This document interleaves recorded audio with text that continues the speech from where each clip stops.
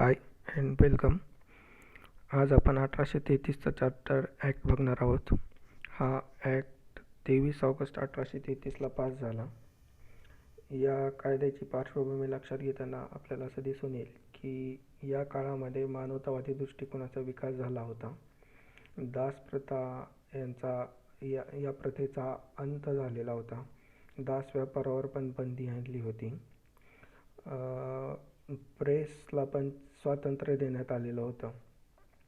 या काळामध्ये प्रसिद्ध असलेले सुधारणावादी नेते, ज्याच्यामध्ये ग्रे हे जे इंग्लंड संसदेमधले नेते होते, दुसरे होते जेम्स मिल जे बेथम यांचे शिष्य होते, हे इंडिया हाऊसमध्ये अधिकारी होते, आणि तिसरे होते मायकॅले जे संसद सदस्य होते आणि बोर्ड ऑफ कंट्रोलचे सचिवसुद्धा होते, आणि चौथे जर महत्त्वाचे नेते म्हणता येतील ते म्हणजे बकिंगहॅम.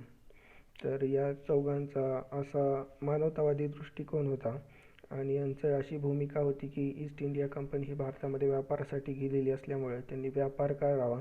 त्यांनी ॲडमिनिस्ट्रेशनचं काम म्हणजे प्रशासनासंबंधी कामाला त्यांचा विरोध होता, आणि त्यांचं म्हणणं होतं की जे भारतीयांचाही गव्हर्नर जनरलच्या परिषदेमध्ये समावेश करण्यात यावा, म्हणजे त्यामुळे भारतीयांबद्दल चांगली समज इंग्लंडला येईल असं त्यांचा भूमिका होती. पण ईस्ट इंडिया कंपनीला भारतामध्ये कामाचा अनुभव असल्यामुळे ईस्ट इंडिया कंपनीला परवानगी मिळाली व्यापाराची आणि ॲडमिनिस्ट्रेशनची दोन्हीसुद्धा. कारण इंग्लंडमध्ये बसलेल्या लोकांना भारतीयांची मानसिकता, त्यांच्या चालीरीती, परंपरा यांचं ज्ञान नव्हतं, जे ईस्ट इंडिया कंपनीच्या लोकांना होतं त्याच्यामुळे. तर या कायद्यामध्ये ज्या तरतुदी करण्यात आल्या त्याच्यानुसार ईस्ट इंडिया कंपनीला 20 वर्षाची परवानगी मिळाली होती. दुसरे म्हणजे चीनसोबत असलेल्या व्यापाराची एकाधिकारशाही समाप्त करण्यात आली. ईस्ट इंडिया कंपनीचा डिव्हिडंड रेट हा 10.5% फिक्स केला, आणि ईस्ट इंडियाला शासन संबंधीचे अधिकार कमी करून संसदेचा हस्तक्षेप वाढवला होता. जे ॲडमिनिस्ट्रेशनचं काम होतं याचे अधिकार त्यांनी समाप्त नाही केले, तर ते कमी करून संसदेला त्याच्याविषयीचे निर्णयाचे अधिकार देण्यात आले. तसेच बोर्ड ऑफ डायरेक्टर आणि बोर्ड ऑफ कंट्रोल यांच्या नियमामध्ये बदल करण्यात आला.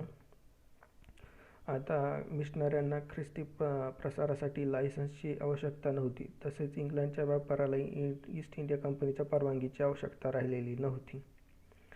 इंग्रजांना या कायद्यानुसार भारतामध्ये राहण्याचं, जमीन खरेदी करण्याचा आणि वास्तव्याचे अधिकार देण्यात आले होते. बंगालचा गव्हर्नर हा भारताचा गव्हर्नर जनरल होता. त्याच्या हातामध्ये अधिकारांचं केंद्रीकरण करण्यात आलेला होता. तर लॉर्ड विल्यम बेंटिक हे होते. गव्हर्नर जनरलची परिषदेची सदस्य संख्या ही 3 वरून 4 करण्यात आली होती, आणि हा चौथा सदस्य हा विधी सदस्य होता, जो मायकॅले होता, जो सुधारणावादी नेता होता, इंग्लंड संसद सदस्याचा आणि बोर्ड ऑफ कंट्रोलचा सचिव जो होता.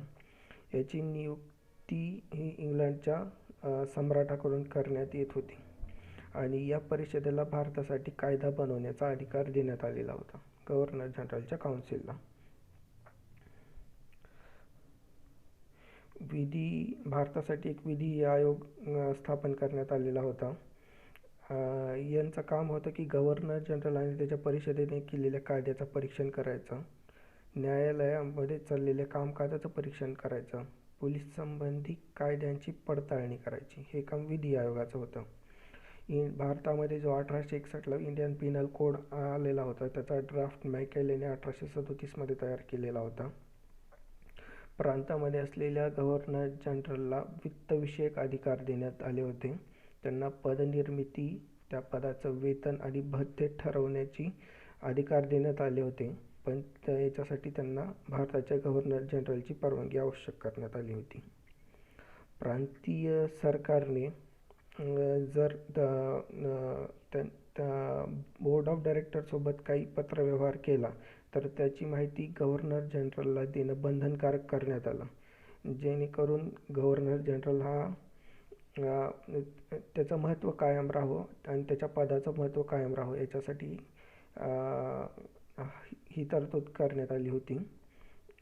जेणेकरून शक्यता असलेला कुठलाही कट प्रांतीय सरकारांना किंवा संशय निर्माण करता येऊ नये.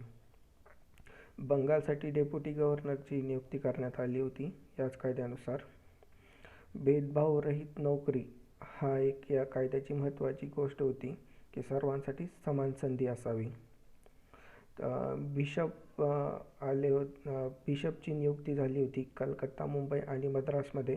त्याच्यामध्ये कलकत्त्याचे बिशप हे मुख्य असणार होते. कंपनीच्या लोकसेवकांना प्रशिक्षण देण्यासाठी हेरबरी कॉलेजची स्थापना करण्यात आली होती. आणि ईस्ट इंडिया कंपनी हे रिड्यूस केलेलं नाव होतं. तर ओरिजिनल नाव त्यावेळी कंपनीचं होतं the United Company of England trading to the East India. असं भलं मोठं नाव होतं. ते कमी करून ईस्ट इंडिया कंपनी असं छोटं नाव ह्या कायद्यानुसार करण्यात आलेलं होतं.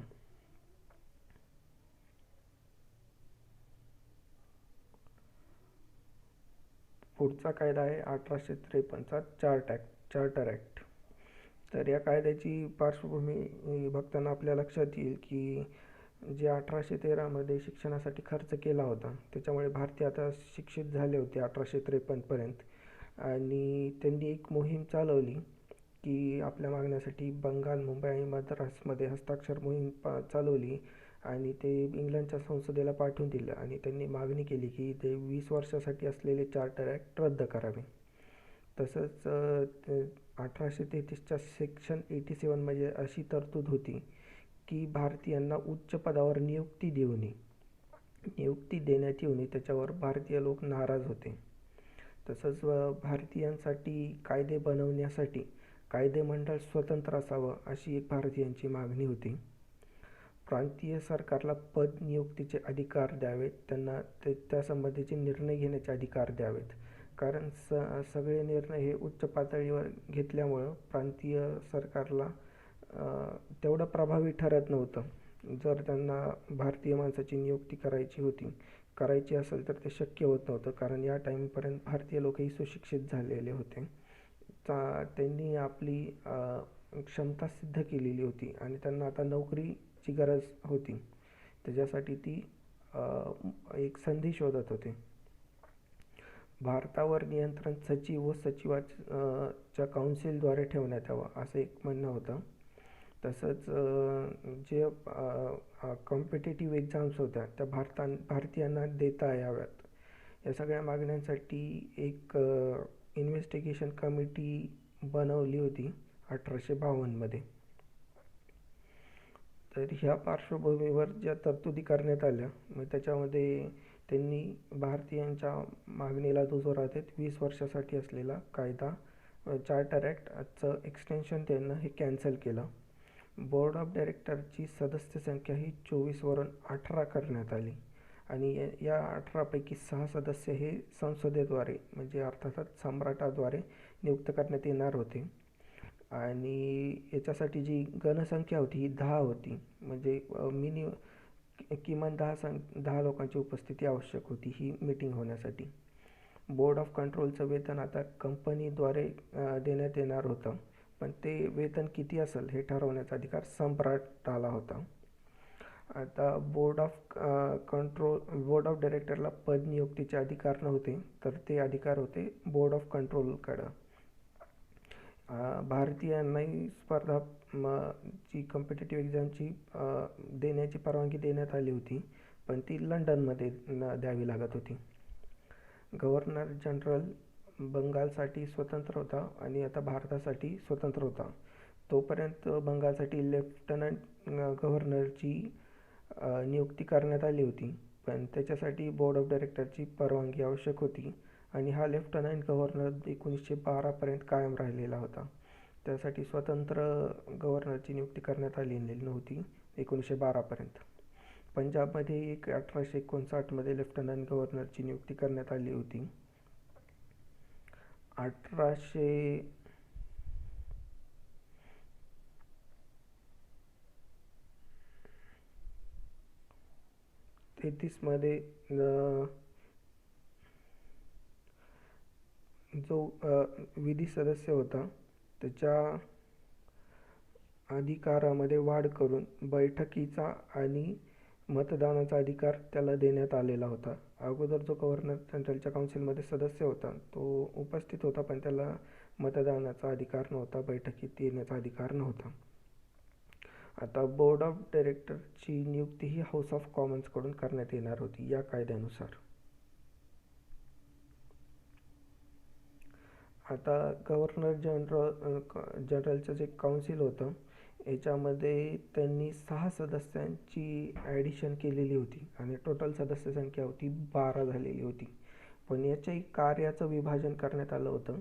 त्यानुसार विधिमंडळाचे कार्य आणि कार्यकारी मंडळाचे कार्य हे सेपरेट करण्यात आलेले होते, कार्यक्षेत्र.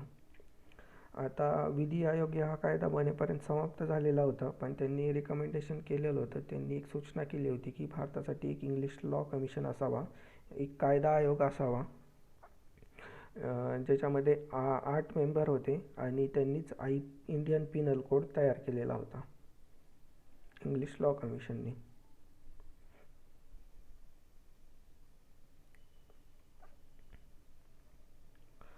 1858चा भारत शासन अधिनियम किंवा ह्यालाच म्हणतात की better government of India act, याची पार्श्वभूमी 1857च्या उठावाची होती. तेव्हा इंग्लंडचे पंतप्रधान होते विस्काउंट पामस्टन.